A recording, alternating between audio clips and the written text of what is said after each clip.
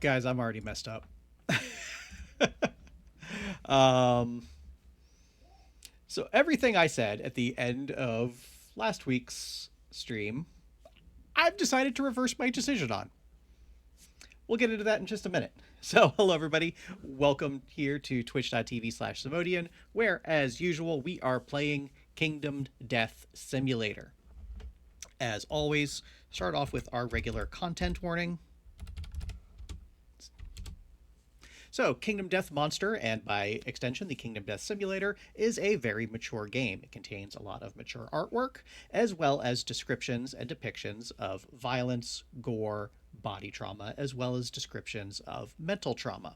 So, if any of that is too much for you, I perfectly understand. First and foremost, look after yourselves. With that out of the way, our other reminders here, you can always catch up on our VODs over on YouTube, where we have every episode that we have aired available there in playlists. And for the folks on YouTube, check the description down below, where you can find a link to the Twitch channel where we are live, fingers crossed, pretty much every Friday evening. As for the game itself, quick reminder that Kingdom Death Simulator is a very complex game. There are so many different rules to keep track of. I personally am playing by myself, so I have functionally 5 different characters I have to track, as well as the monster, all of their actions, keeping all of their turns in order, and trying to make sure I get all the rules correct. That is quite a bit of mental effort. So if I make any mistakes, I apologize. But in chat, feel free to use our remind command if you notice me missing something. Hello, Josh. Welcome in, friend. And if you're on YouTube, go ahead and leave a comment if you notice I got something wrong. I will endeavor to get things as correct as possible, but in the interest of keeping things moving along, I'm not going to spend too much time trying to figure stuff out. I'm just going to make the best decision I can at the time and hope that offline I can learn things that I have perhaps not gotten correct. On to tonight's business.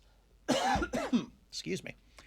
For tonight, if you recall, I said I was going to be hunting the Crimson Croc for this lantern year. Clearly, that is not happening. I didn't feel comfortable going into the Crimson Croc fight with everybody at 1 insanity. That was essentially like one bad turn from being in dire situation. Had a little think about this, and I personally I've come up with some slightly better strategizing for handling the croc. Hopefully we will see that later tonight. So in lieu of that, I figured Smog Singers would be a better year 2 hunt. And the main reason for that, if you recall, I spent a lot of endeavors trying to trigger intimacy because I really want to get that survival of the fittest bonus. Was not able to do that. The smarter play, honestly,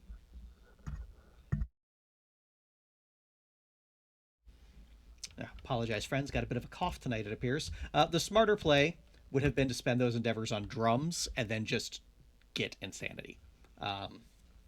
So hopefully that's going to be our settlement phase for this upcoming years, to do that, load up on insanity, and then challenge the croc the following year again. As for who is joining us on that hunt, we have essentially 3 new people. Not new, they've been hanging out at camp for a while, but new to the stream. First up, we have Jamie. Jamie will be taking over the Crimson Croc armor duties. Not much going on here just yet. We do have the Crimson Guard. So get a little bit of extra armor, and I've already given him his bleed token, as well as his extra bit of armor, and he will be using the Blood Glass Longsword.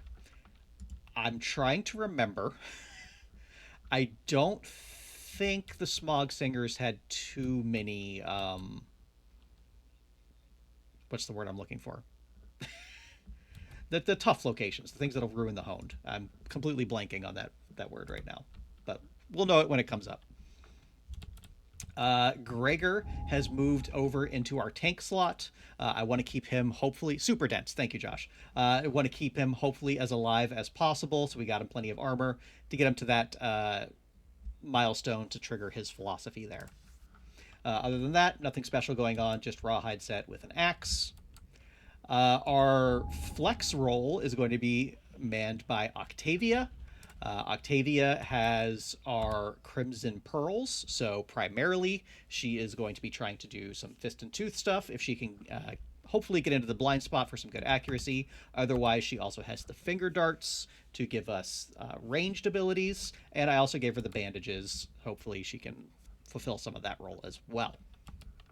And then finally, we have Demeter, who will be joining us. Not much going on here. She just has the Blood Glass Cleaver, which still terrifies me, but it hopefully will deal a lot of damage for us. And returning as the scout, we have Gerald. Gerald has a really nice philosophy that he cannot use. He cannot spend survival tokens or survival in general due to his intracranial hemorrhage, so he's kind of just hanging out. Hopefully we can just keep ticking up survivalism and unlock some cool stuff for other survivors down the road. So I think that is all of the housekeeping for the evening out of the way. I have gone ahead and set up the hunt track already for the Smog Singers, so I think there is nothing left to do but to kick it off. Roll to see who goes first, and with a 2, that is going to be Jamie revealing this first hunt event. Random event. And with a 95. The high number ones always seem to be something interesting. Interesting, not necessarily good. Grim and frostbitten. There is a dead stillness in the air. The atmosphere becomes thick with worry, and the survivors carry on nervously. A bitter, evil cold sets in, and there is no shelter. The survivors, my goodness. The survivors huddle together for warmth, shivering loudly. Unless a survivor has armor gear at each hit location, they lose quarry monster level survival. So that means everybody except for Gregor is going to lose a survival. That's unfortunate, but we can work with that.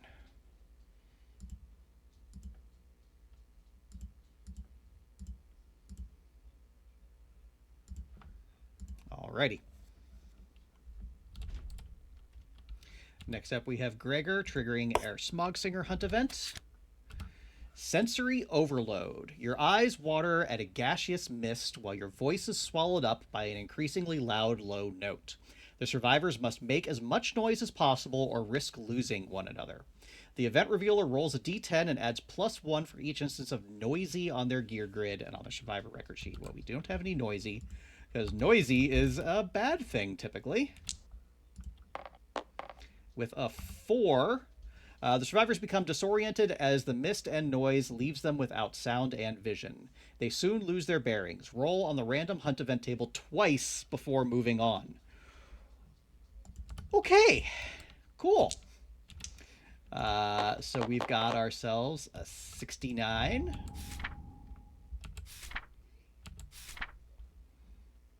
Time lapse. The glow of the survivors' lanterns blurs, forming trails of light behind them. If the settlement has fought a phoenix, the group recognizes this phenomenon. All survivors gain +1 understanding. Have not done that.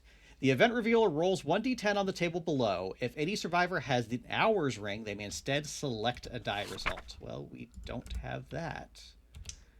So we've got ourselves, that looks like a 9 to me.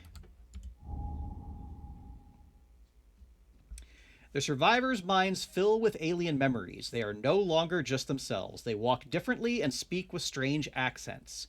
Give each survivor a new name and +1 survival for being named.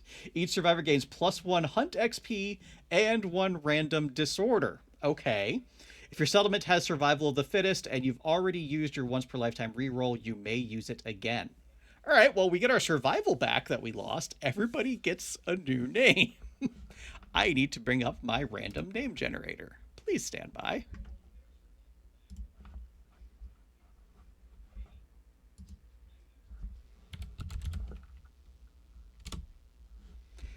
All right, so we'll start off with Jamie. Jamie will now be known as Michael. Okay.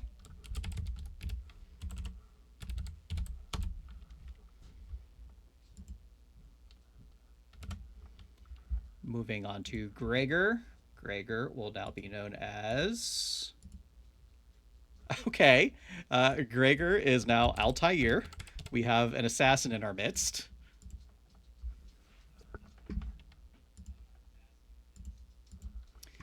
Moving on to Octavia. Octavia is now Natalia.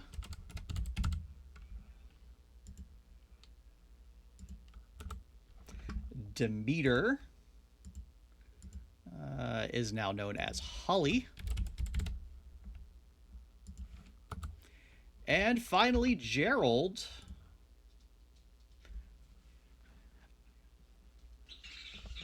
Oh yeah, we're catching up there. Yep. Gerald's new name will be, okay, keeping it close. He is now Gennaro.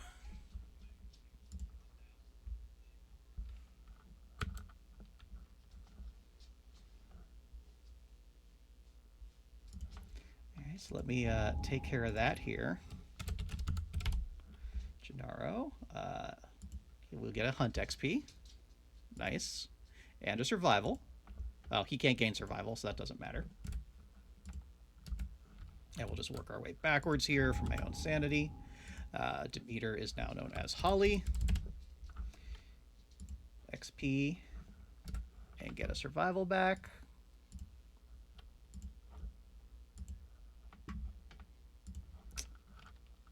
For Natalia.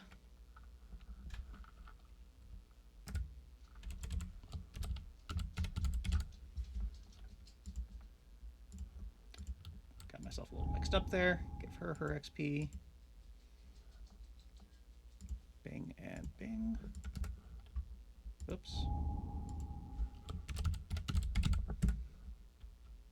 Did I remember to update Holly's name? I did. Okay.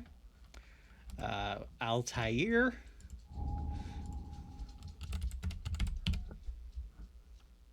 So I believe when we get back to camp is when we'll check that milestone and adopt our philosophy.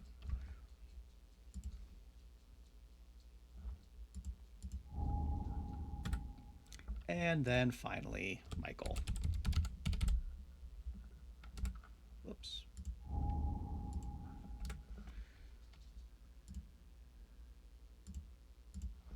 All right. All together, seems like that worked out pretty well. Is that everything? New name, 1 survival, 1 hunt XP, 1 random disorder. Oh, this is where it gets fun. Whoops. Let's actually just bring the whole deck over here.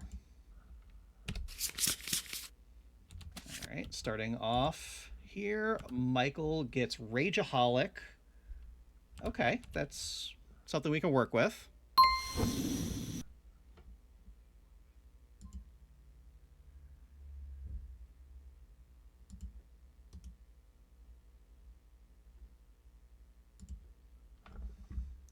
All right, had to squash a little bug there.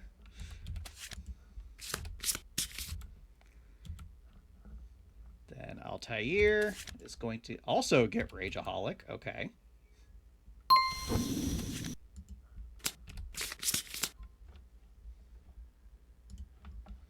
And Natalia. Apathetic. That's not great. All right.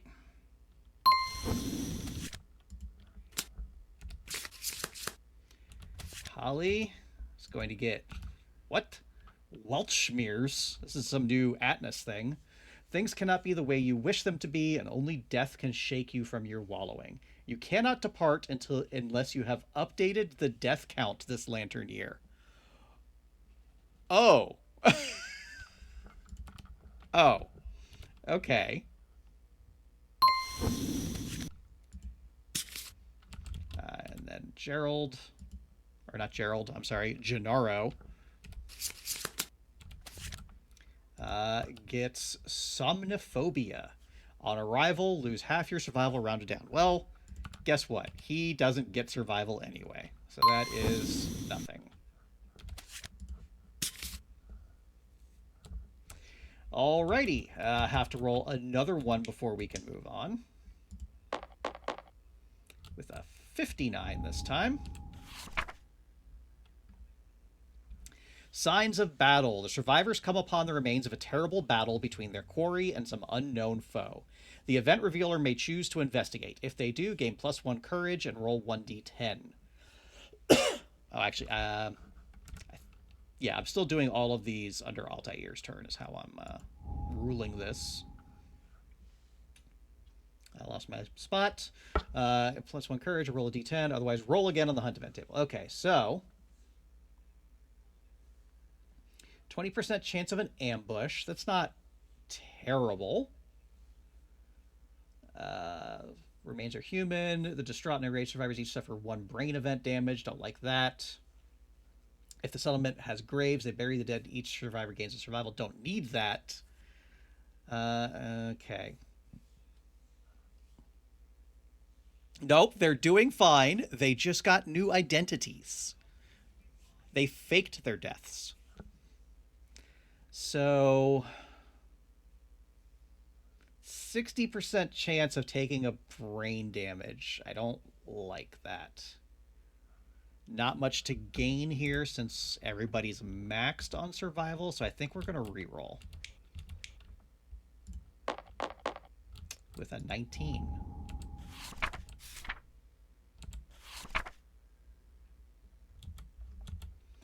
Exhalation of darkness. Their survivors are enveloped in a steamy darkness that dims their lantern lights. They become separated from each other and hopelessly lost.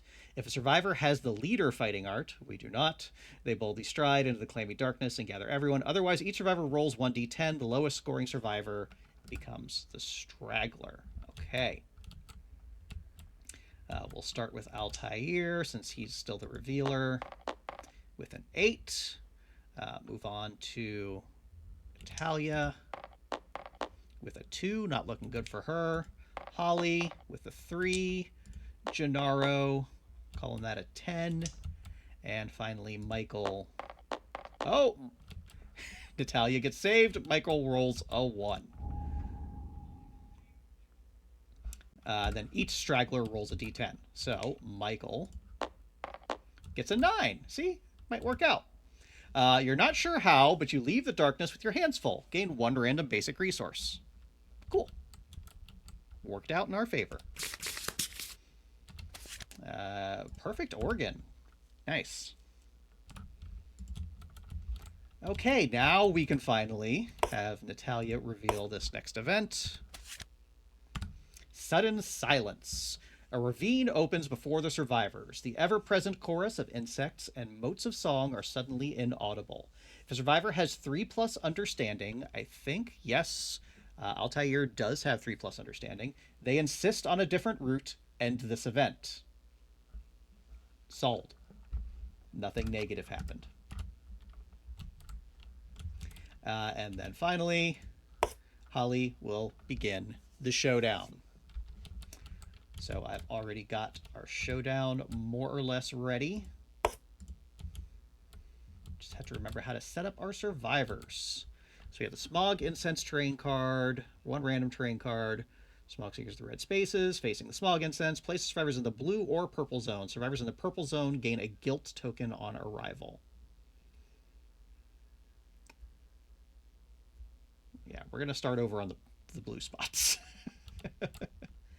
So just for reference, where's that again? Is that there? 2 spots to the left. 2 spots or 2 gaps? My goodness. Yeah, 2 gaps, so 3 spots away. Just getting this roughed out, and then we'll figure out exactly where we want to start in a second.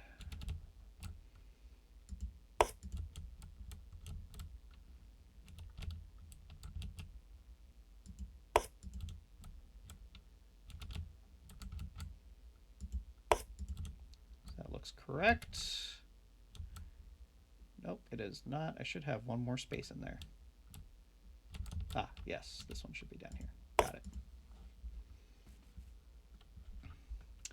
Okay, so I probably want my tanky characters to be the closest.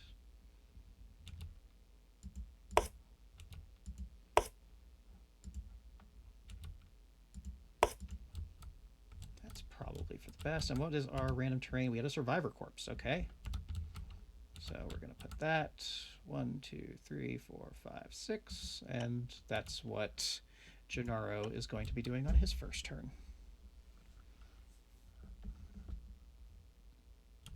And then remind myself again what this does. If a survivor moves through this, they suffer damage. Roll a d10.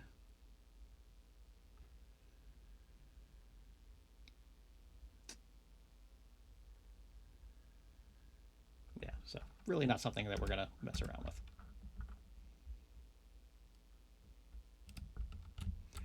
All right, so as for the Smog Singers, just a quick refresher of how they work. They are 3 separate creatures. They have the trait Performing Artists. When Harmony card is drawn, pretty much every action is a Harmony card. Each monster performs it one at a time, and then the monster controller chooses the order. Persistent injuries happen only once, and then continue the Harmony for the other monsters. As well as vibration damage. This damage permeates, ruining armor and organs alike. Do not roll hit location dice. This cannot be dodged. Add the damage of all hits together and deal it to hit locations of your choice, 1 point at a time. And then after you suffer this damage, archive all your fragile gear. Don't think we have anything fragile to worry about, so we should be good there.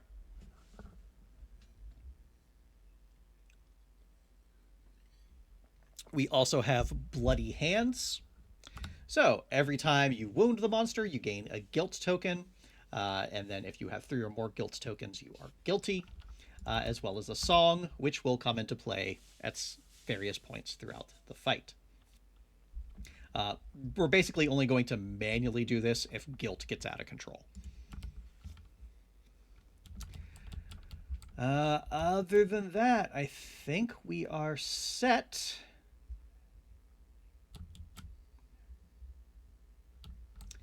And let's flip our first AI card. So the guiltiest threat is nobody.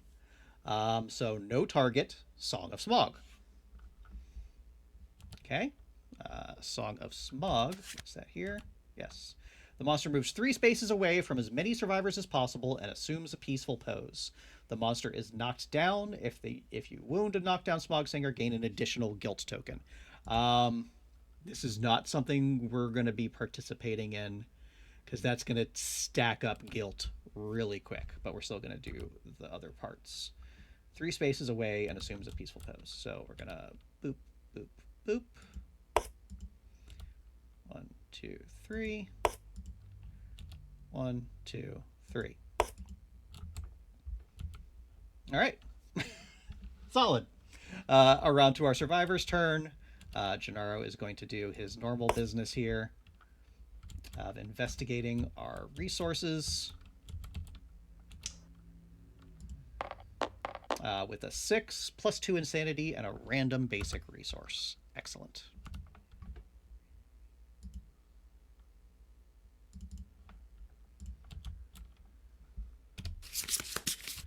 And with that, a love juice. Yes! We could trigger intimacy. Excellent. And now this goes away. As for everybody else, nobody can really do anything except Altair. So he can Rawhide Headband. Reveal the top 2 AI and place them back in any order.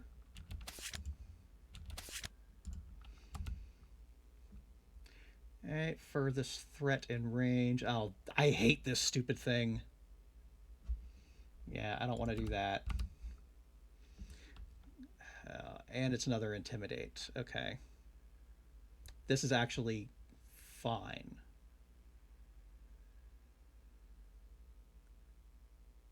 Yeah, so nobody has any guilt tokens. So this will do literally nothing. Excellent. Just double check I read that right. Closest threat will be whoever. full moves towards the target and throws itself on its back, knocking itself down and exposing a strong scented patch of fur on its otherwise smooth underside. Smell makes you certain that you must kill this monster. Roll a d10. The result is less than or equal to your guild token. Stuff for the friend.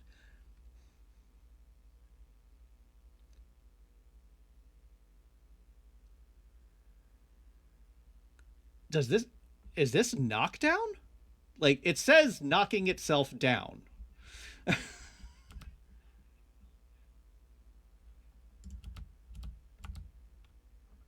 Hmm.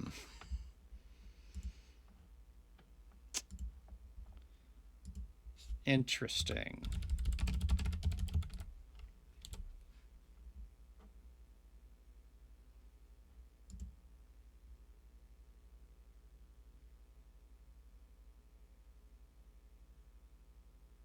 Looks like that is true.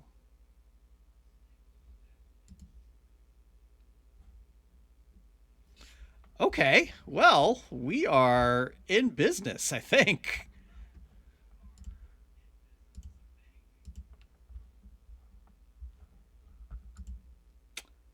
Uh, you might be right.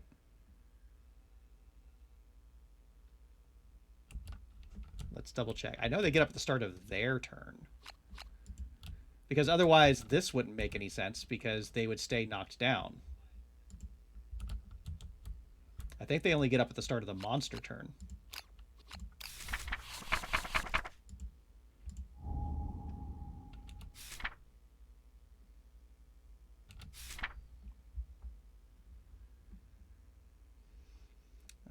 Yep.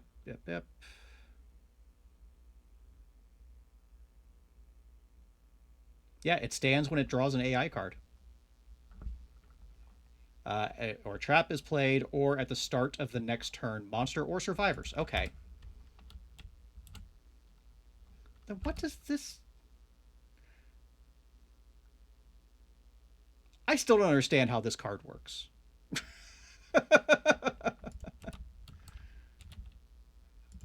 Whatever.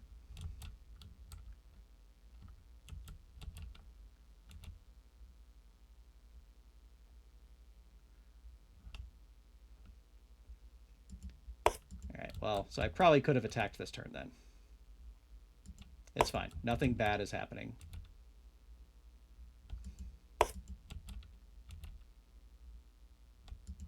We'll just get ourselves in position for the following turn.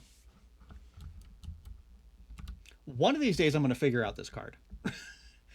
I wonder if maybe there's some hit locations where reactions will trigger Song of Smog. It's the only thing I can think of.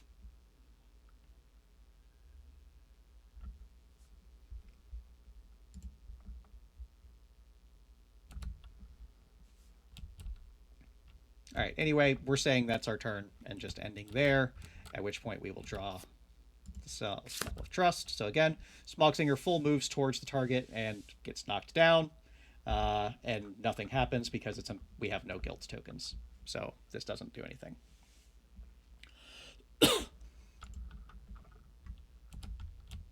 So all we're going to do is just turn everybody.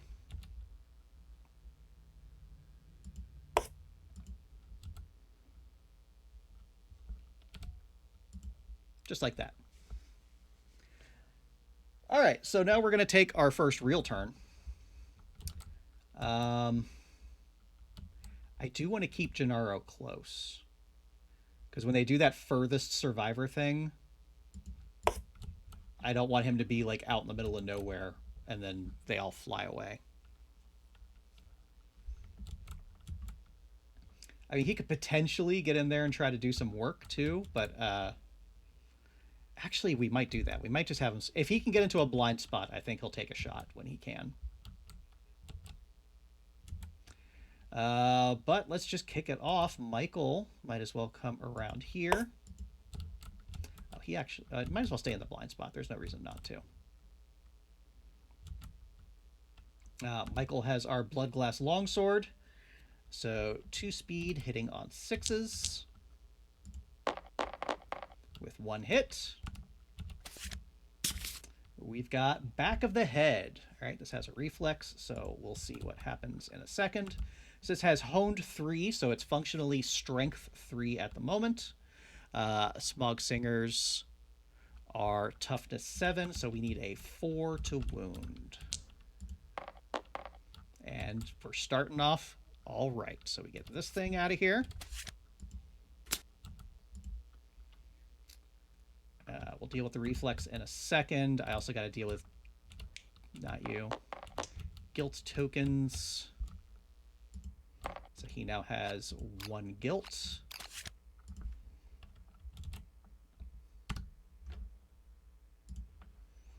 Okay, tears stream down the monster's serene face. It moves 4 spaces away from the attacker. If the attacker is insane, they cannot help but laugh. All right, well. All non-deaf survivors gain it. So I'm fairly certain this is connected. If he's insane, he's going to laugh, and then everybody can hear it gets guilty. He is not insane, though. Yeah, he only has 1 insanity. That's why we're fighting these guys. So what's going to happen here is he's going to 1, 2, 3, 4, 5, 6, which will knock down Natalia, but we can get her up easily. If still standing, the attacker may pursue the monster. If they do, their aggression is shocking. The survivor with the least guilt tokens gains 1. We've already spent our movement, so we could not pursue it if we wanted to, although there's no reason. 4 spaces? Yeah, 4 spaces. My bad. Not full move. Thank you, Josh. Yeah, so we're not going to pursue, because that would just give us extra guilt for no good reason. What we will do, though, is we will have Michael encourage Natalia to stand her back up and see if Michael gets to keep his survival from that. He does, because Michael now has the full rawhide set. So on a 6 or higher, every time he uses a survival action, he will get his survival back.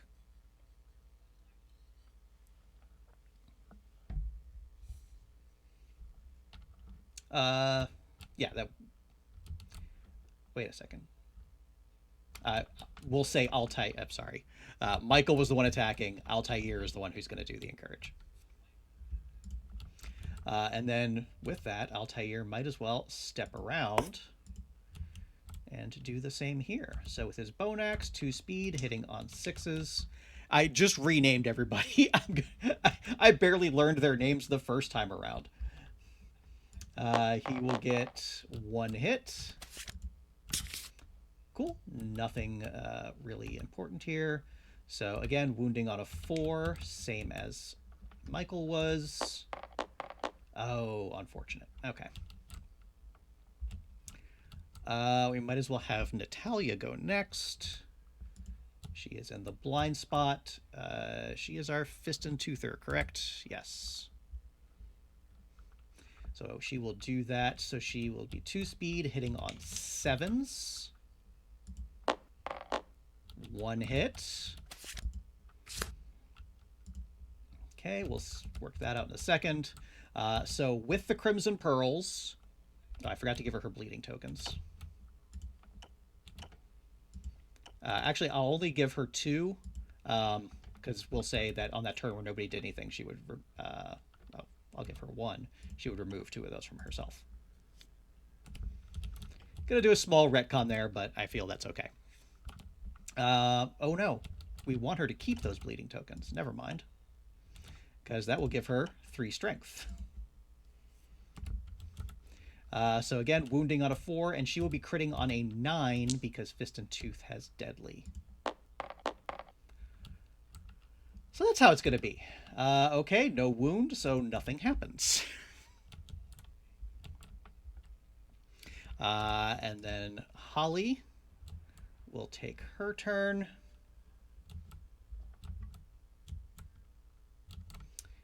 With the Blood Glass Cleaver, so 3 speed, hitting on 6s.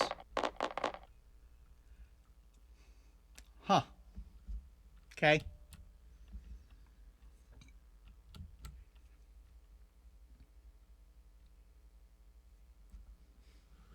Ah, yes. Thank you. So hitting on 5, so she does get 1 hit. Woof. All right, so this thing has honed 5. So it's going to be dealing a wound on it too.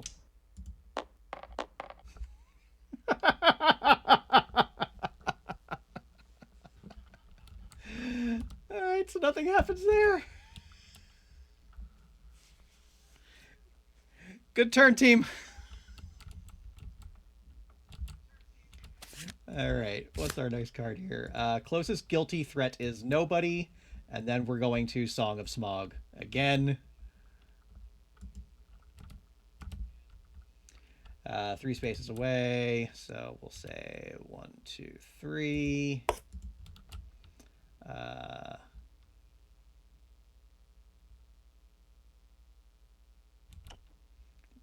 2, 3. Because technically it's towards 2, but away from 3. And then 1, 2, 3. All right, so we're gonna do this correctly now. No, Josh, you know that's not how it works. I'm not getting it out of my system. I'm just establishing a baseline of performance. They're knocked down, but they will get up. So I think now that I'm processing this card correctly, like for example, if we were to knock down a Smog Singer on our turn, then this additional effect would trigger. It's still weird, but it's okay. All right, so for our turn,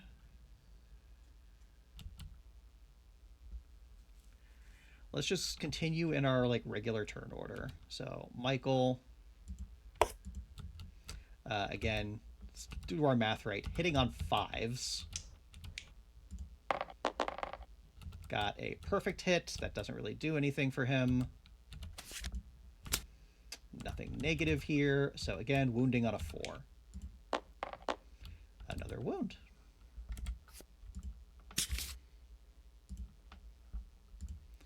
Get ourselves another guilt token. We'll hand it over to Altair, who can swing over this way. Again, hitting on 5s, not 6s. 2 hits. All right, first strike, so we have to do this one. Writhing on the ground, the monster contorts into impossible shapes. Reroll your successful hits from this attack with -2 accuracy. Discard a hit location for each miss.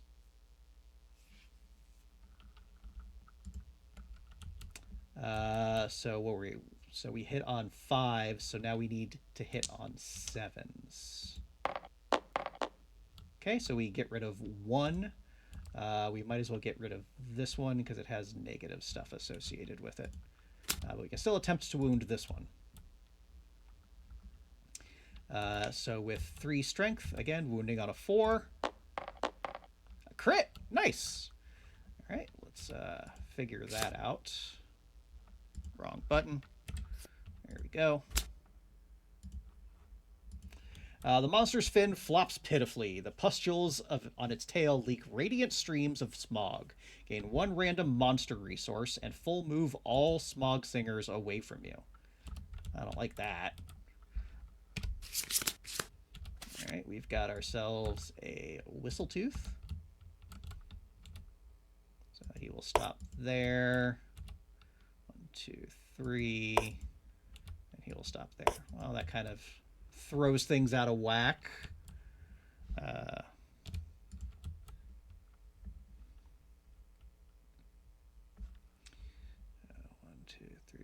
5. 1, 2, 3, 4, 5. Yeah, so Holly's out of range. Natalia can at least throw her darts.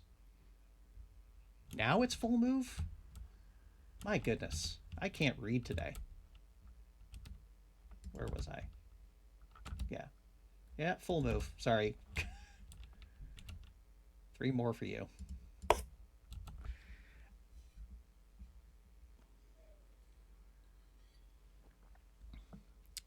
All right. So really the only valuable move we can make, just gonna kind of stay huddled up, because again, these guys can start spreading out and becoming a problem. We can have Natalia throw her, not finger darts. What are these things called? Yeah, finger darts. 2 speed, hitting on 7s. They are range 4, so she'll need to step up a little bit. Say here. Throw it at this one.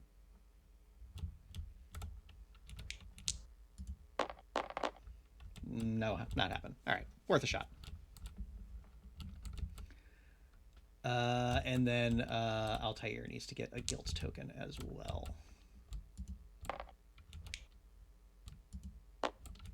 Come on. There we go.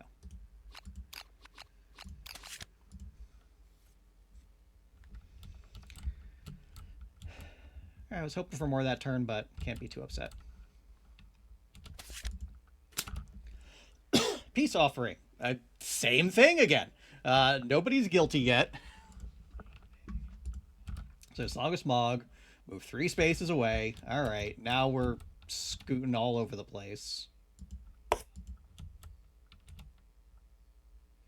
We can put him there, I guess.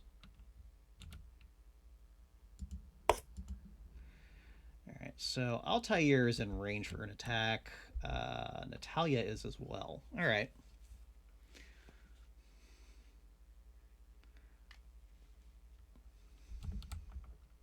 I guess we'll start kind of spreading out the party a little bit. All right, well, we'll have Altair go first. Again, hitting on 5s. 1 hit again. And then again, wounding on a 4. Another crit. Okay. Altair. Oh, that's right. He has Savage. So we actually deal bonus. All right, so this card should have gone in the discard pile last time. We should have drawn a different AI card. I'm not going to rewind that far. I'm just going to forget that that happened. But this time around, I'm not going to forget. So we're going to actually deal 2 wounds.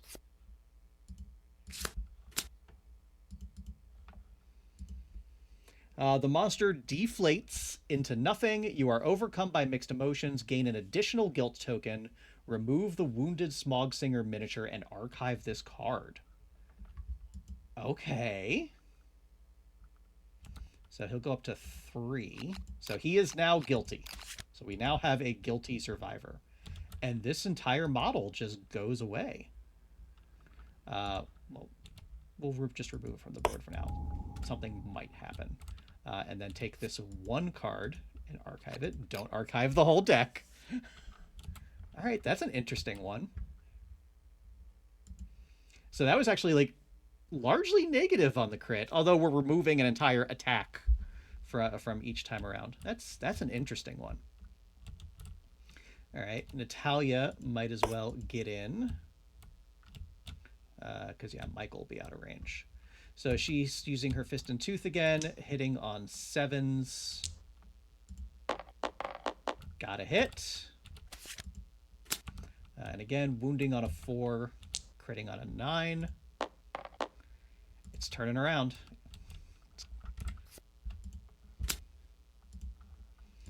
All right. The monster panics, excreting smog lace. Oh, let me give her before I forget.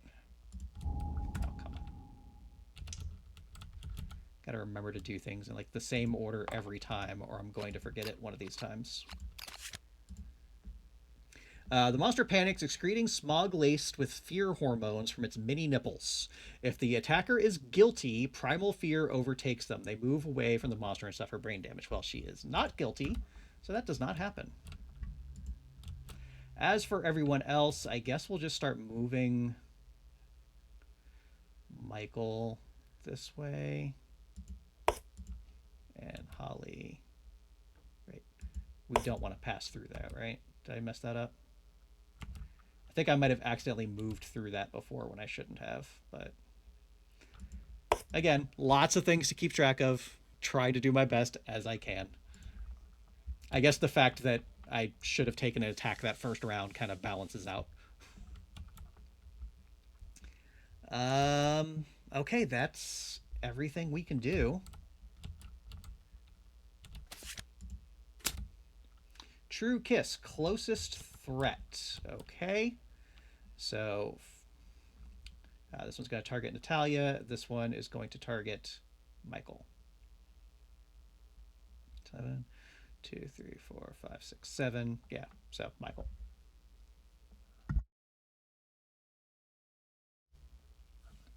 The Smog Singer full moves toward the target if adjacent. All right, so let's start this. We'll start over here because this one's already right there.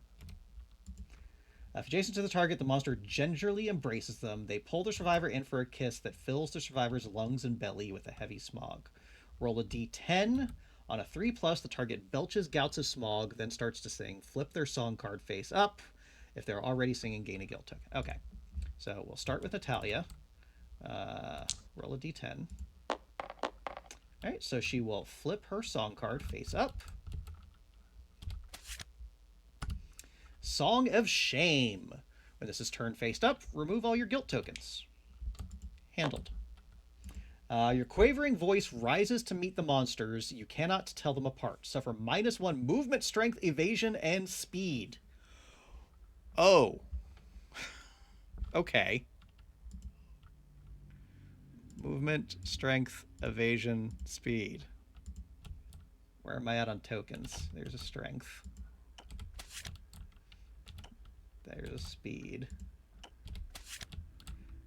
That, if it comes up, these are technically not tokens. These are just here to remind myself. Evasion. I don't think I have a movement token out. I do not. Grab one of those.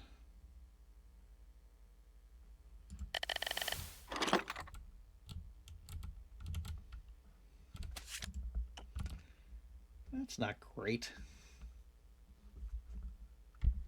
But we will do our best. And then we said Michael is the next, and these guys are only speed 6, so it might actually be out of range.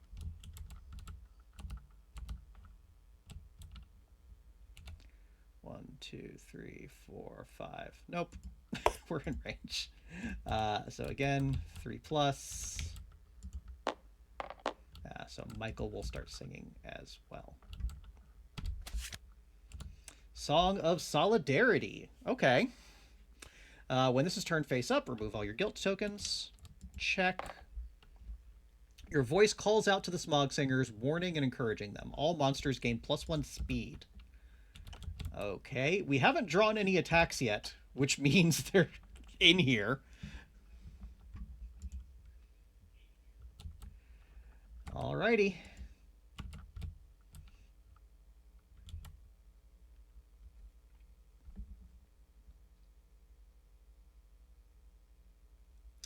So what we're gonna do, Altair. Actually, we're gonna hold off on Altair's turn because he's going to Rawhide Headband. But there's no sense in Rawhide Headbanding before we start dealing wounds. So instead, you know what, Gennaro? You can take a shot. Oh, he's facing the other way. What direction is this thing facing? Yeah, he was facing that way. Okay, it just wasn't triggering the blind spot. All right, so Gennaro, he's -1 speed, but he has +1 strength. So you're going to be rolling 1 die, hitting on a 7. Okay. Okay, we do have super dense in here. Thanks to keep and impervious. Neat. Good news is he crits on a 9. Nope. Air whistles as the monster inhales. Its gut expands rapidly with pressurized air, making it nigh invulnerable. If adjacent, you suffer bash and knockback 6.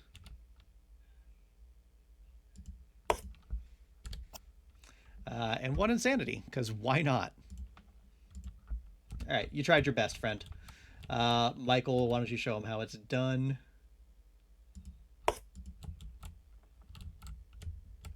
So Michael hits on 5s. 2 hits. Okay, well, nothing bad here, so we might as well start with this one.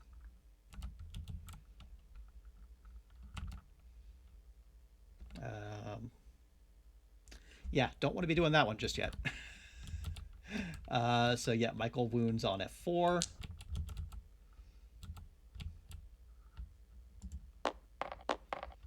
Neat.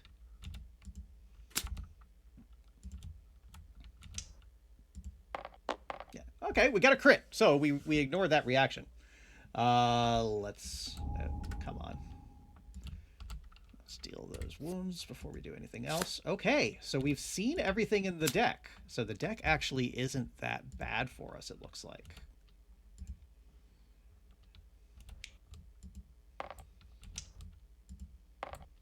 Oh, hand is on one. Nice. The monster's song is garbled by its ruined face, bringing unwanted tears to your eyes. Gain one random monster resource and full move all smog singers away from you. Okay. So let's get our another resource. Resources are very nice right now. Got a gaseous belly. So unfortunately, this one's going to run over our friend Holly. All right, 1, 2, 3, 4, 5, 6. One too many. We'll get her up though. And then 1, 2, 3, 4, 5, 6. Yeah, because she hasn't acted yet, so she can attack this turn.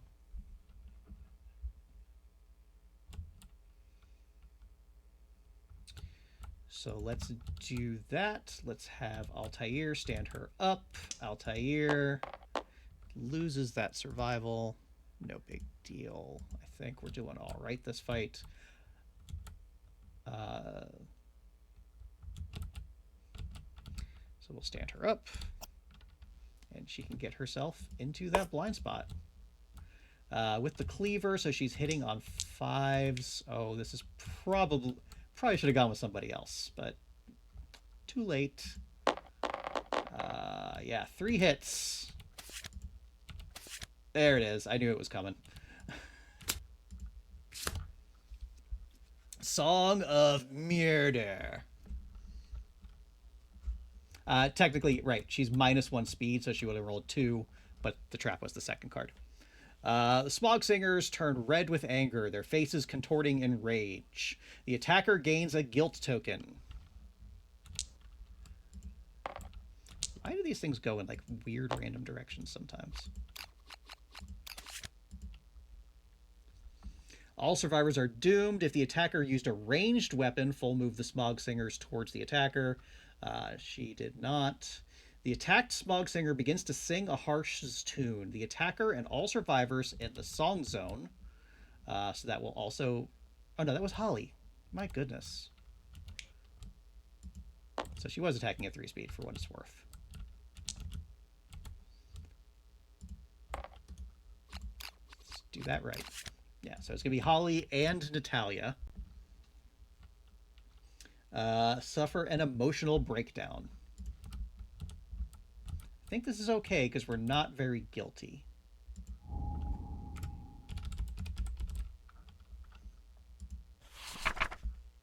I love that they added F3 to the books. Your atlas joint shifts, your skull cracks loudly, and a new sound rings in your ears. You hear the devil's melody.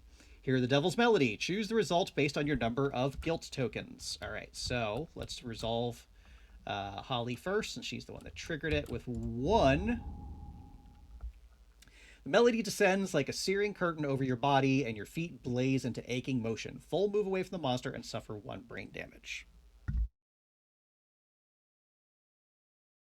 Okay. That's not too bad.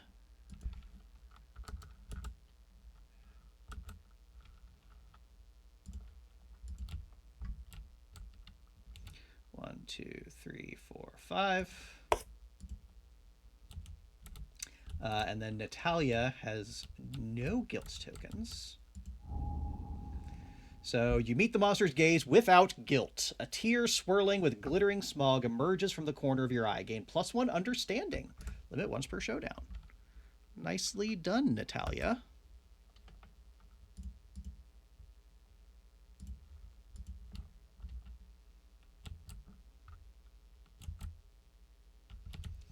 And now she is so guiltless, she's going to come over here and punch him in the back of the head. Are they the apathetic one? Yes. Can I gain courage? Still gained understanding.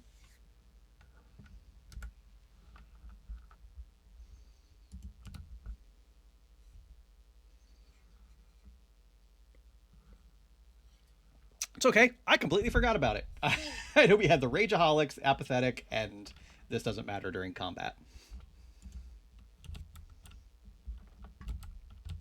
Okay, so she is -1 speed. So she's only rolling one die. Uh, okay. No, no accuracy problems. So still hitting on those sevens. All right. Oh, I rolled two. Okay, so that is pretty much everybody. Altair is just going to move up, and he's going to rawhide headband. Oh, right. Rawhide headband doesn't actually do anything if the AI deck is currently empty. So, oh well. Not like he can do anything anyway. Because yeah, Rawhide headband lets you look at the top two cards of the AI deck, but rules as written, the AI deck won't reshuffle until the monster goes to draw its card. Is how I believe that works. So we will just go into this turn blind.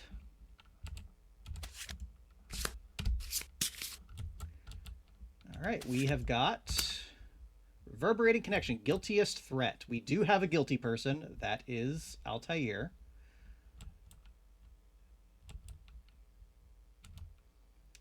So we will come here.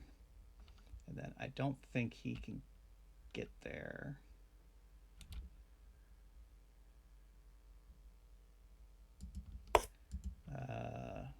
What's the range on this? 1, 2, 3, 4, 5, 6, 7, 8. 2, 3, 4, 5, 6. Yeah, okay. So it will hit. These are rolling at 3 speed now. Altair does have an evasion from the Rawhide Vest.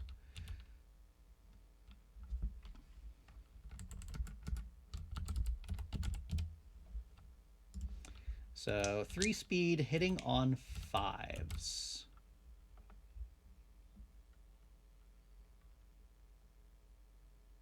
Ooh, I really don't like this attack.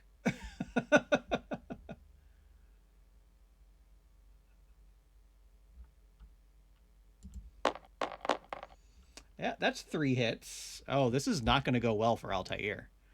So that's 3 damage. Oops, wrong way. There we go. And then it's going to happen again.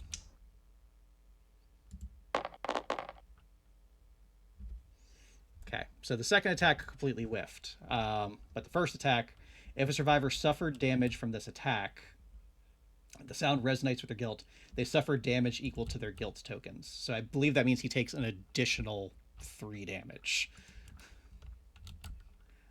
But I don't think that's vibration damage.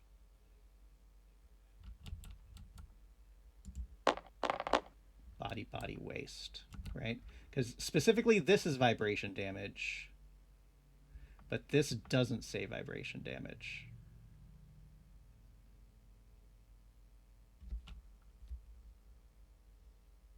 Or does that mean each hit? No, no, because that's a flow state. Is it 1 die? You might be right. I think it might be 3 damage to 1 location. So 3 damage to the hands is not great. So that'll bring him to his heavy wound, but all right.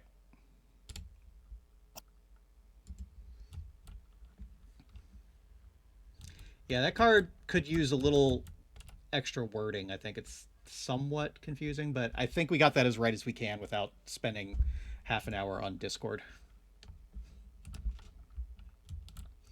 But let's just finish these guys off, huh? Back around to our turn. Gennaro, just try to get to a useful location. Cannot use survival, or I would have him encourage. Natalia can't encourage. Goodness, Holly can't dodge, so she might as well encourage Altair.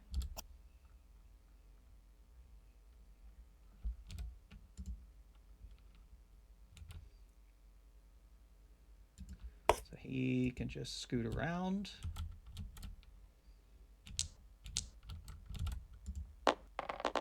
Gets one hit. Right, and he wounds again on a 4. That is a wound.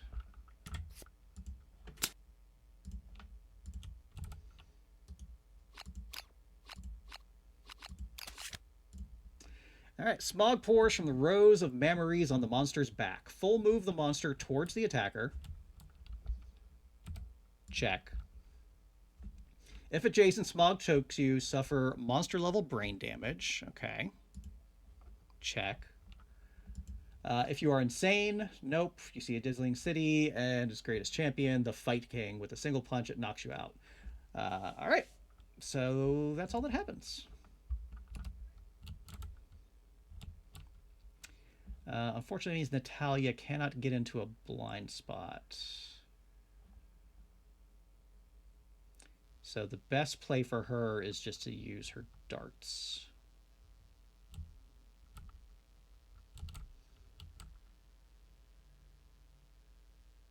Well, I mean, I guess it's kind of 50-50. No, because Fist of Tooth would be hitting on an 8. So rolling 1, hitting on a 7. No, okay. What can the two of you do? 5, let's say. 1, 2, 3, 4, 5. I think that's about all we can do this turn, unfortunately.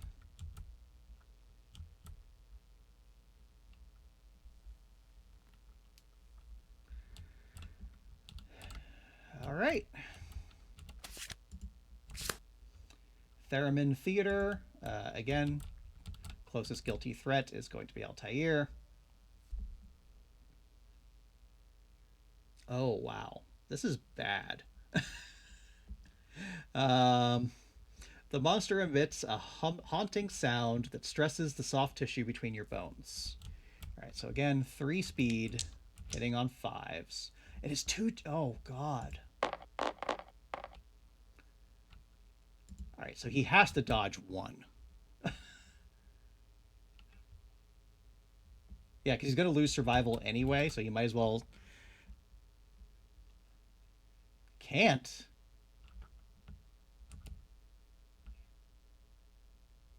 This cannot be dodged. Gosh darn it. Okay. So we're suffering 4 vibration damage.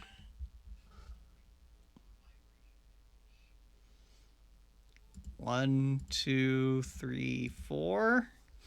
I guess that's the best way to do it. And then he's going to lose all survival.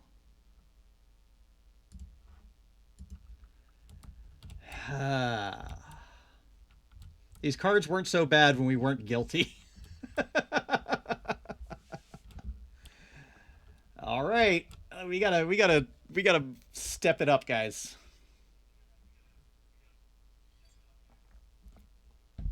I need to see some damage. Might as well make Altair go again. 2 hits. All right, neither one of them have reactions. Okay, we might as well start with this one. That is a wound. All right. We're getting there. Oh, he is guilty. Nothing else happening there. Then this one. Solid. Another wound. All right. Oh, we got some bad cards left in the deck, though. Oh, Altair, buddy. You are gonna get a beating. Oh, he's actually in danger.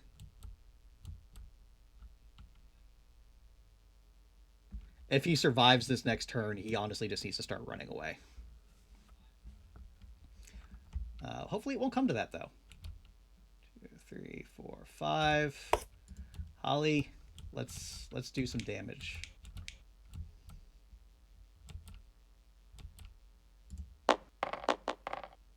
3 hits. This thing.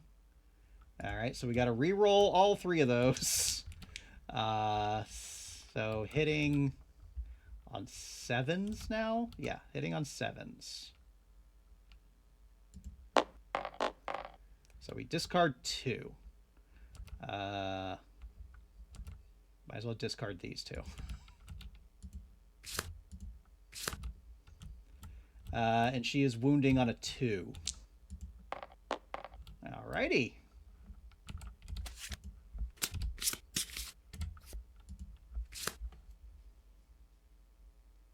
And sing? Where am I missing sing?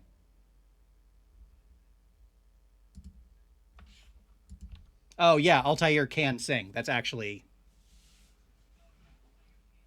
smart.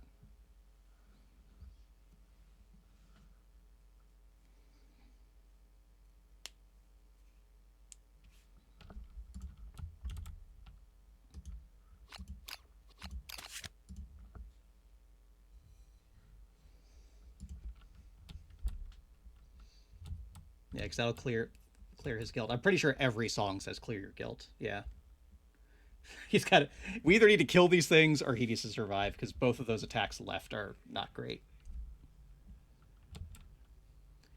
But we still have a chance to finish these guys off. Can Michael get in there? Oh, he does have reach. Yeah, Michael can get in there anyway.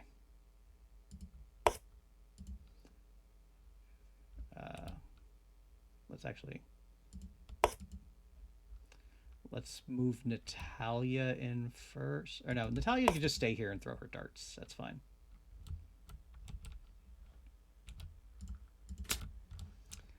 So yeah, Michael.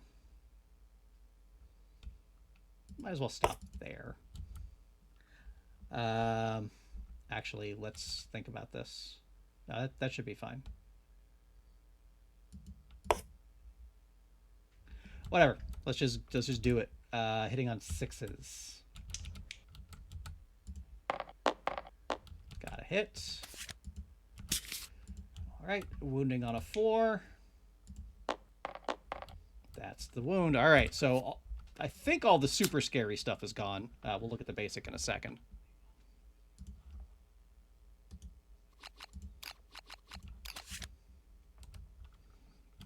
So basic action. Oh, so just that's actually not that bad at all.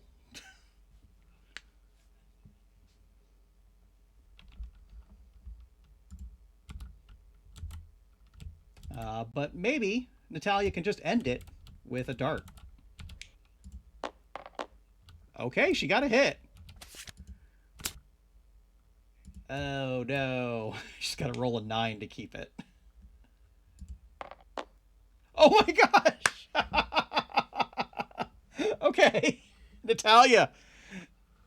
Reaction? What was? Oh yeah. Okay.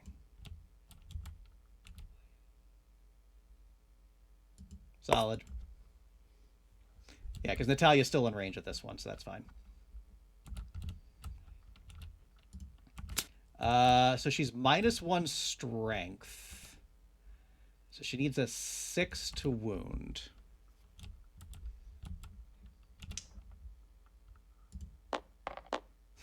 We were so close. We were so close. Okay. Otherwise, we're okay. So let's think about this. Nothing else really to do. Okay. So we're back around to the monster's turn. So the smog singers look upward, mewling. Radiant smog vents from their nipples as they signal into the darkness. All survivors suffer 1 vibration damage and gain a guilt token. So I think this only happens once, because it's not a harmonic card.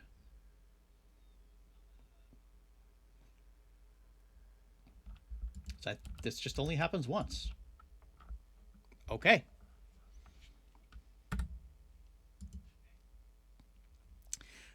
Michael might as well take that on his arms. Altair, you're not looking great, but we'll absorb that. Natalia, you've got an armor there. Holly. And even Gennaro.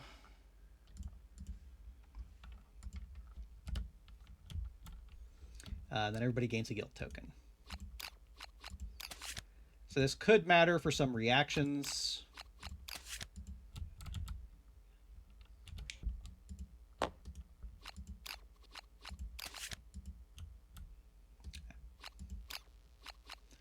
That was actually huge, getting that 3rd Smog Singer out, or Altair would have been in big trouble.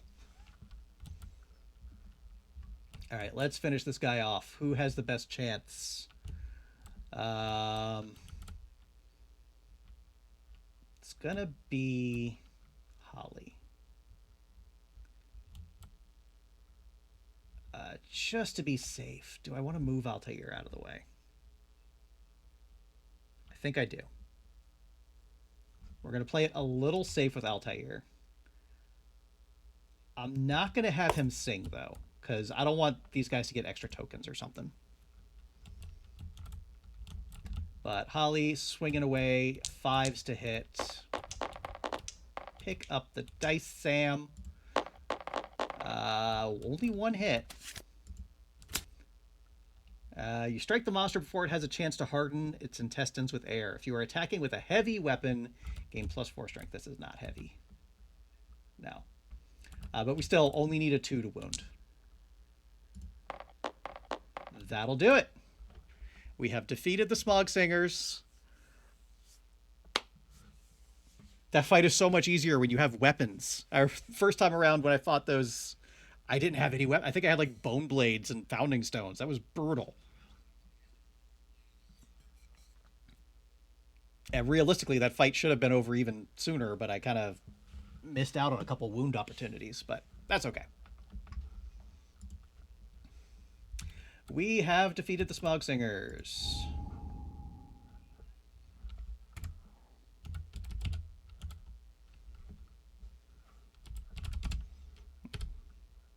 All right, well, this would have been easier just to go to the contents for that one. All right, so rewards. All right, Aftermath, 1 hunt XP. We still don't have weapon proficiency. That's okay. So Gennaro will actually ponder his philosophy, and everybody is going to adopt this lantern here. This is huge. Thank you, Weird Phoenix event.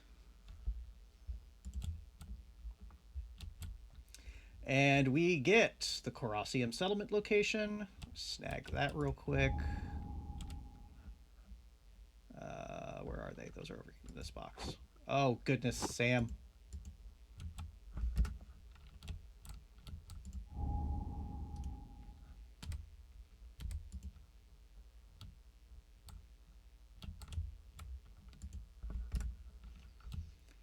We're not really going to be crafting much of anything from this anytime soon, but we're going to get it out. Can I? Sure can. There we go.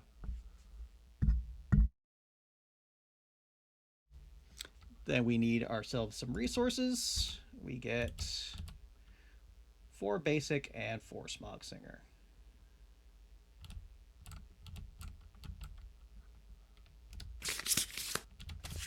All right, lantern, that's handy. Another hide, another hide. Monster organ.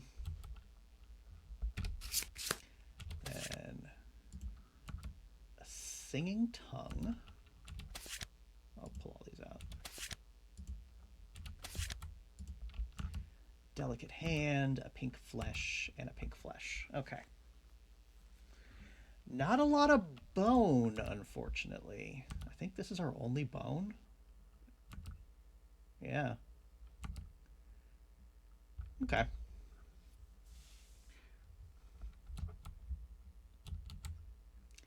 And that's that. We get to return. We get 5 whole endeavors.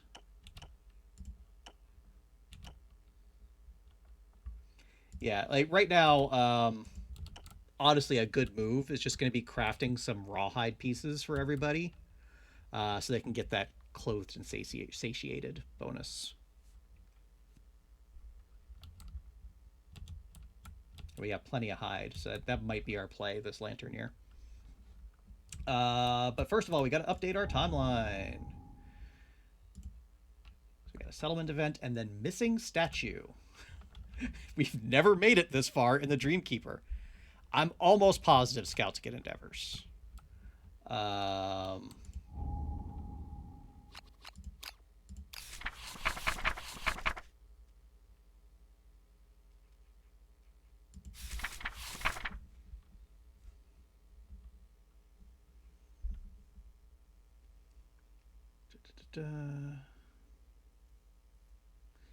Past campaigns, the gruesome machinations of the world worked in the survivors' favor.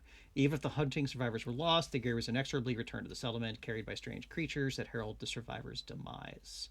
The scout is an optional component that can be added to any campaign. Playing with scouts expands the simulation of survivors leaving the settlement without the security of their gear. The scout is not present. Resources are lost. The scout accompanied the hunting survivors when they perished. The scout must perform their grim duty. Adding the scouts, replace pictograph. Scout introduces significant changes. It is not recommended for this campaign edition.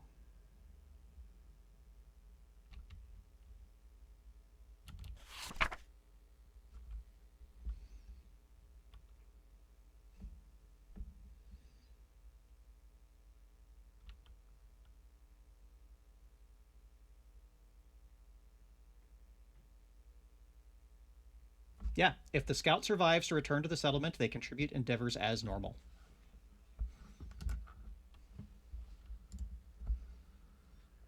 Yeah, like scouts make the campaign very easy. Like it's just like personally as a solo player, having a 5th character to keep track of messes me up. All right, back to our settlement event. We've got lights in the sky. All right. Spectacular show erupts against the limitless darkness above. Swirling, vivid trails streak overhead and lift everyone's spirits. Lingering effects. The settlement's collective imagination is set aflame. After rolling for any endeavor, you may add +1 or +2 to the result. I don't think we're going to be rolling on too many endeavors, but okay. We do have graves.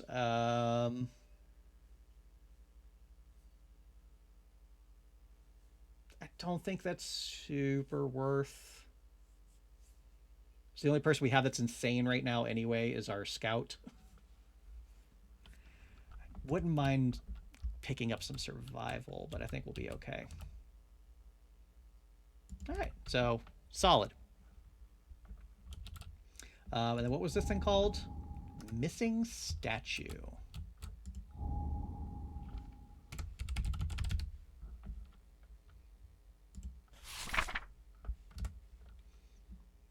Oh, I know what this means.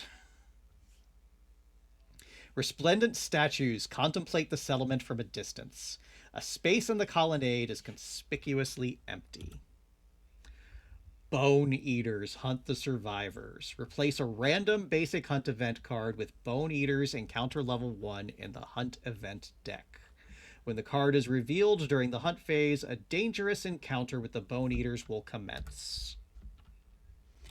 All right, that's got to be in this book, in this somewhere.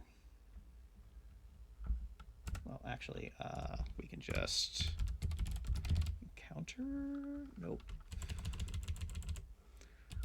Hunt. events.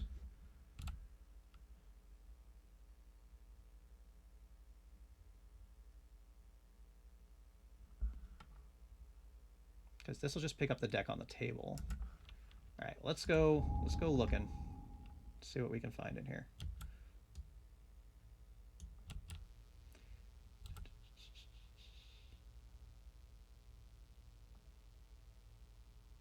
There it is.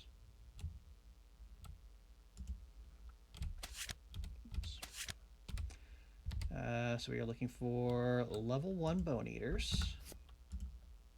Archive the rest of that for now.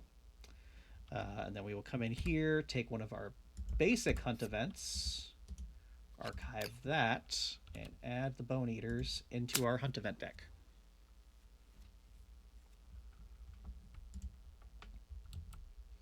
Yeah, but I think the way it is, like, I have hunt events in both boxes right now, so it was a matter of finding the right ones. I wasn't sure if it had gone into this one or that one. All right, what else have we got here? Nominate a pair of survivors. They wander the darkness in grief, searching for purpose. They are drawn towards glinting, shapely figures in the distance. They approach a lonely arcade of statues. The couple laces their clammy fingers together and presses on to examine. All right, so what can happen here?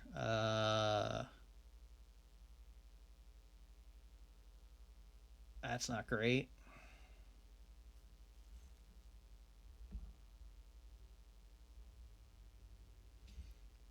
All right, so let's just take 2 of our unused people, I think. Who have we got? Amir and Genevieve. Okay. And let's roll a d10. With a 7. Crushed lanterns and broken cobwebs adorn an empty spot in the structure. Peering into the void, a powerful feeling of danger pierces the survivors, jolting them from their grief. They each gain +1 understanding and return to the settlement to avoid being hunted. Returning survivors gain +1 insanity. That's actually huge for us.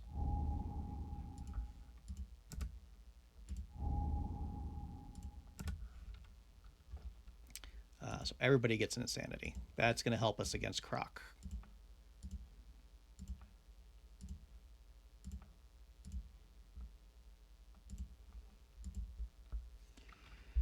All right. That is our events done. Let's go ahead and innovate. So we need to spend this one because it's our only bone. I got a basic organ and a basic hide. What happened there? Okay. All right, come on, give me something good. Song of the Brave is good. Hovel. I think Song of the Brave has to be the play. Hovel just doesn't get us much.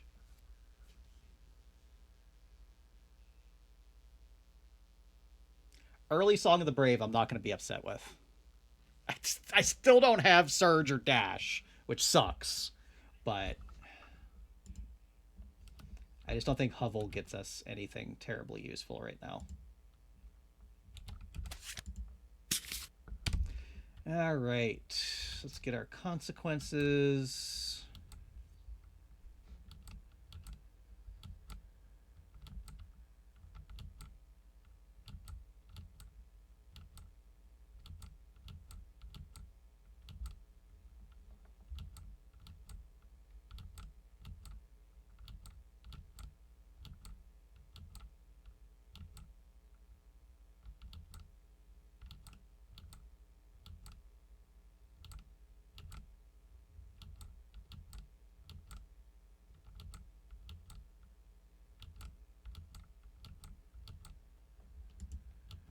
I think that's the only one, actually.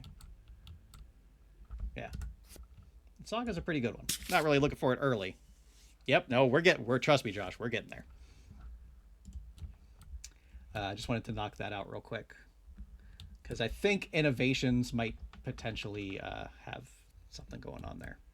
All right, yeah, so we've got work to do with our philosophies before we do anything else. First of all, Gennaro gets level 2 in survivalism. Again, he's not really using survivalism, but he's ranking it up for everybody else. Oh, goodness.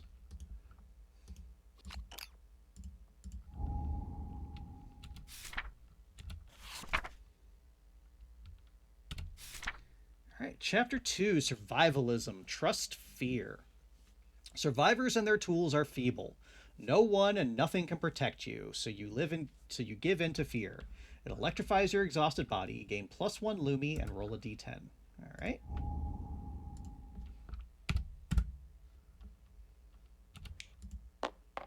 Six.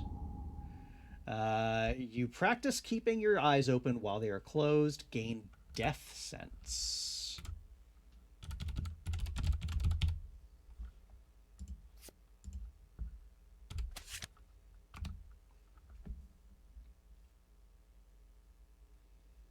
Okay. Again, not super valuable on.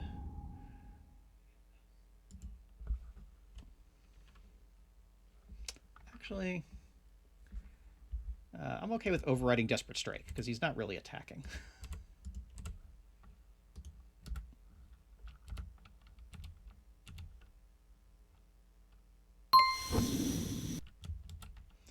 But that gets added into the deck for anybody else.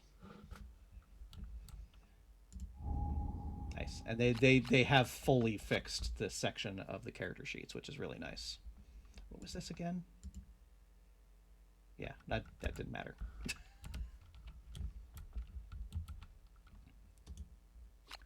All right, we'll leave that on the table just in case, but let's bring our other friends over. So starting with Michael, Michael gets to adopt a philosophy. He gets Facism. Okay.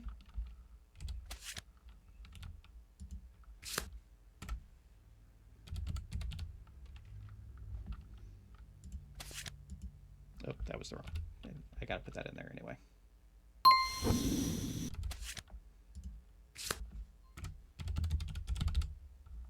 Facism book.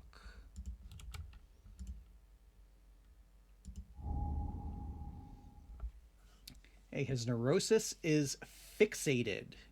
You can attack the monster only from its facing or when it's knocked down. Okay. I'm sure I'm going to forget that. And the tenet is physiognomy.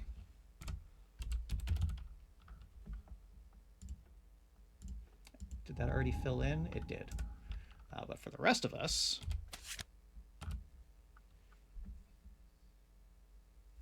during Showdown setup, draw an additional terrain and place it according to the setup rules. Okay.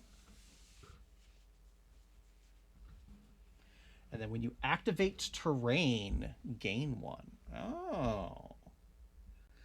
All right. Well, Gennaro, you might be off terrain duty for a while.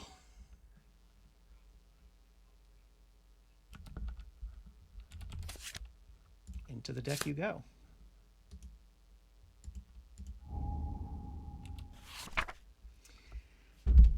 Facism, fitting in. Nameless survivors kiss the souls of your every step. But where did they all come from?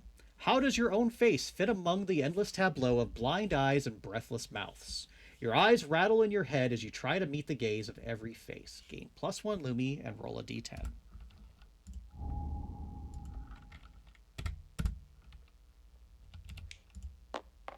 With an 8.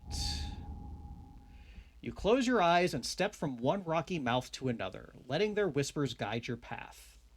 When you open your eyes, you stand at the settlement's edge. You insist that the next point of departure begins here.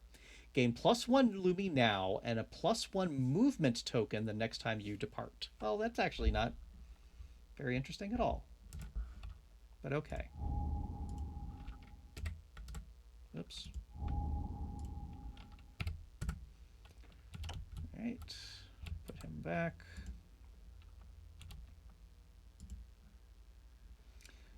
And just going to leave this here as a reminder. Next up is Altair.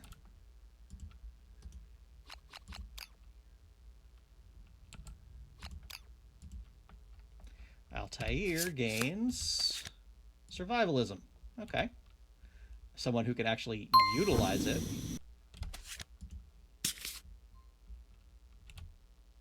Oops, that's going to be messy.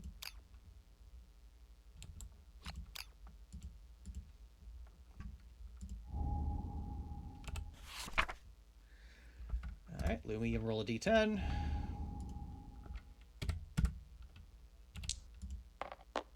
The 3. Your heart hardens to your fellow survivors as you imagine numerous scenarios in which you must choose yourself over them.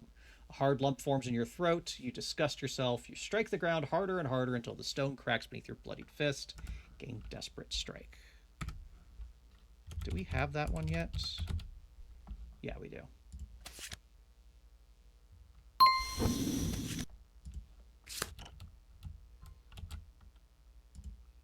Right, and that is when you perfect hit, right?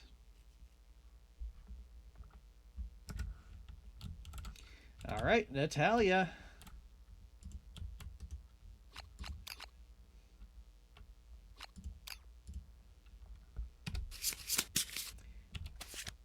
Survivalism.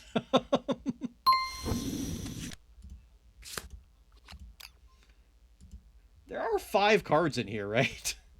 Or 4. Yeah, that's right. Okay, just making sure. So Lumi, and roll a d10. 4. Desperate Strike again.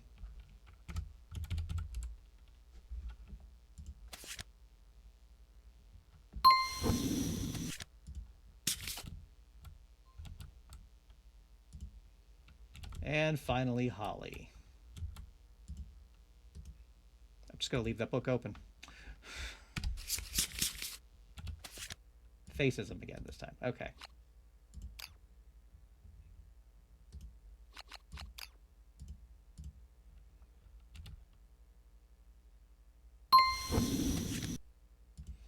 So Lumi and roll a d10.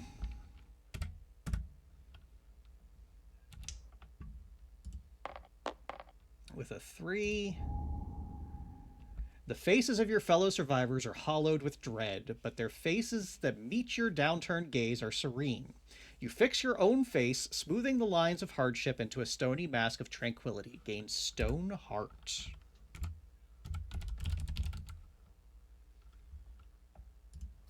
What does that do? Doesn't do anything right now, and then when you suffer a severe injury, gain an observation. Okay.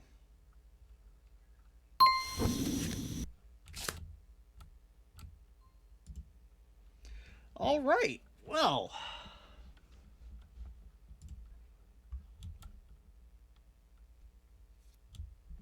that was eventful.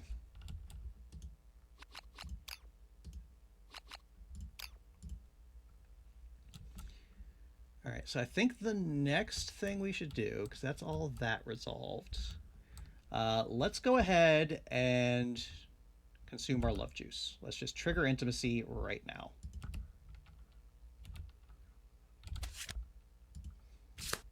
So there is a new version of intimacy for ARC survivors.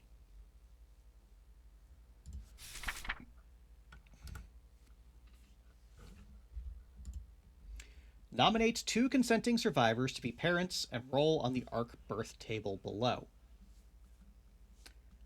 Oh, interesting. Now that I'm remembering, let's really quickly handle this. Let's check that off for posterity's sake. Because we do need to add in Smog Singers. We did gain a collective cognition.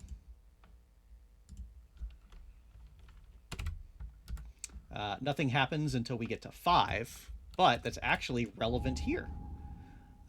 Because well-fed, if the survivors earned at least 1 collective cognition this year, add +1 to the ARC birth roll result.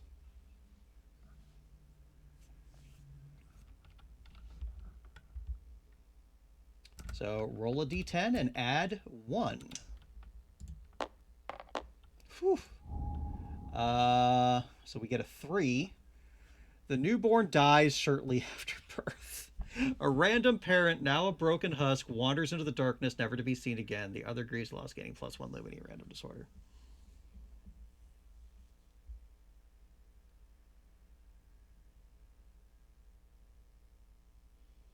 Okay.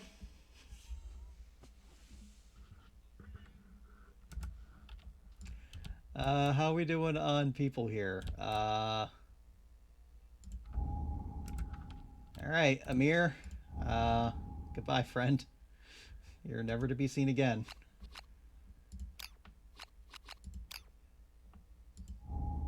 And Genevieve, congratulations, you gain a Lumi. So that does not technically count as a death. They just wander off, and we still don't have survival of the fittest.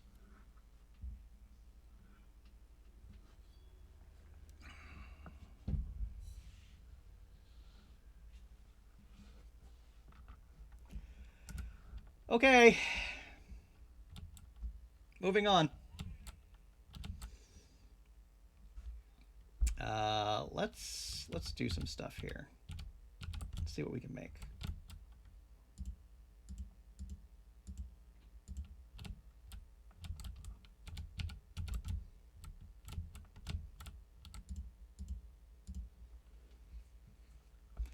So I got hide, organ, scrap. Probably hold on to the perfect organ. Organ, hide, hide, hide, organ. So don't think we can really do anything notable here. That's fine. And again, we will make the Smog Singer armor just in a little bit. And again, the weapons, I don't. A lot of the Smog Singer weapons have noisy, which is problematic. So essentially, it's a small chance, but there's a chance. There is one hunt event, so a 1 in 100 chance every time you roll on that table, where anybody with noisy gear just straight up dies. Noisy gear can be useful for nemesis encounters since you don't go on a hunt. So it's something we can look into potentially later, but right now I think we just have better uses for our materials. But what I think I will do is I will utilize these 2 organs to make a monster grease.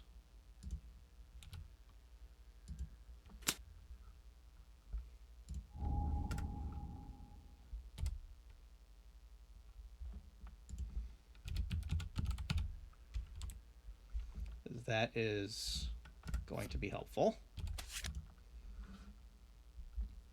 Probably gonna hold on because we still need those broken lanterns for this. So we're gonna hold on to the broken lantern. Might as well hold on to the perfect organ. This was perfect bone, right? Yeah. So then we have 4 hides. So we can. How do we want to do this?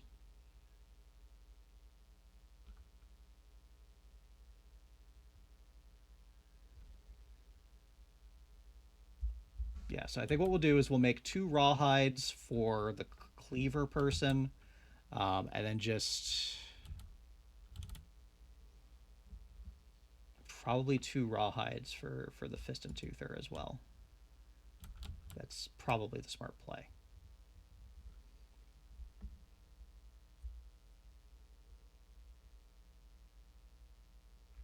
We might as well do headband and vest, so we have options for rawhide headbands, and that's going to trigger clothed and satiated for almost everybody, which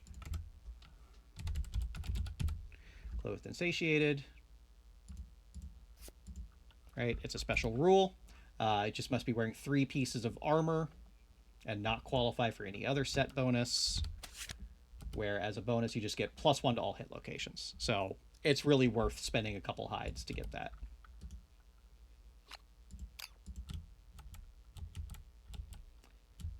So let's just do that.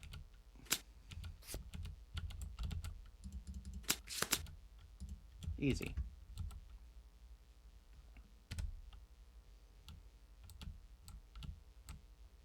Just go 1, 2. 1, 2.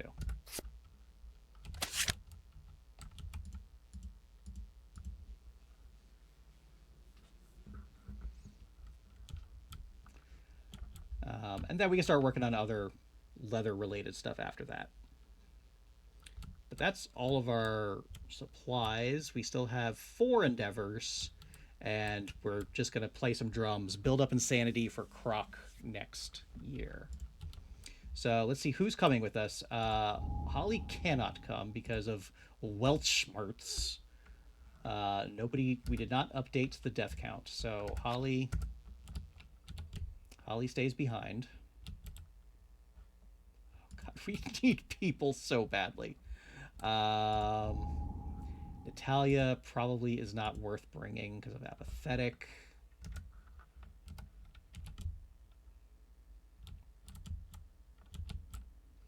So all we got left is Genevieve. And who is this? Matthew.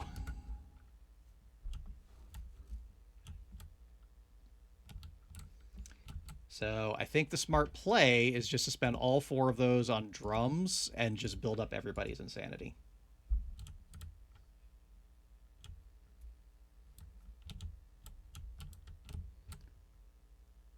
Oh, that's so frustrating. I can't believe we missed on survival of the fittest. That could be helpful. Yep, so we're just going to spend 4 endeavors to play the drums 4 times and give each of them +2 insanity. And then next year, we're going to go hunt ourselves a croc, and God, we need people so badly. All right, so we're going to take a short break while I do all of the housekeeping for that, setting up the next hunt phase. So stick around for just a few minutes, and we'll be back shortly.